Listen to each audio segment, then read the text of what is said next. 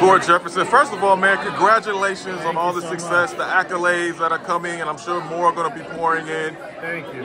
When you just wrote American Fiction, and you were able to kind of tell that story the way you wanted to tell the story, what was the process of going through all of that from start to kind of finish and being able to see it to fruition to where the audience was able to resonate with it?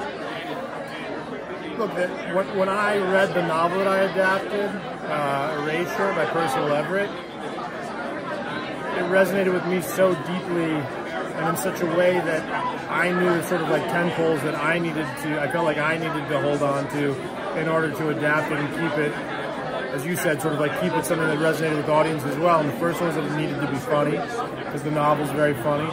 The second one is that it couldn't be didactic. It couldn't sort of like spoon feed people morality, because the novel's never that way. And then the third one is, oh God, what is the third one? I'm totally forgetting what the third. Oh my God, I always. Oh, it needed to be metatextual. That's what it is. Because the book's very meta. And I felt like if I maintained those three things, I could sort of maintain the spirit of what Percival was trying to do.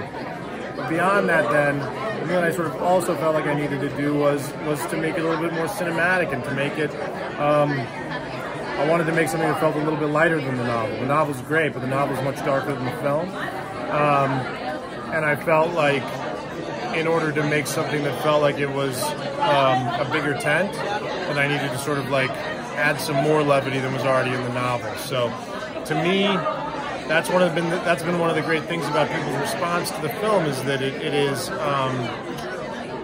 you know, yes, there's these satirical elements. Yes, there's sort of like stuff in there about what it's like to be a black writer and sort of like feel like limitations as to what you can and can't do.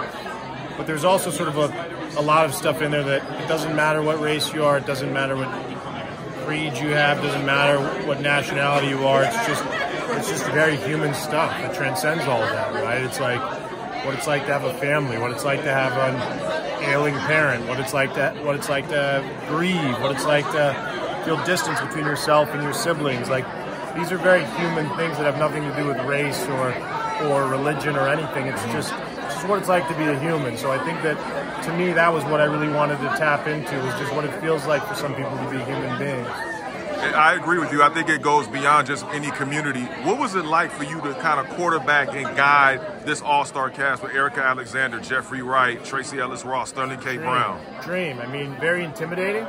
All these actors are so talented, and they have such tremendous pedigrees, and so I was very nervous to direct them. But the thing that I realized was very early on was that the reason all of them are great isn't because they just go and do their own thing and say, leave me alone.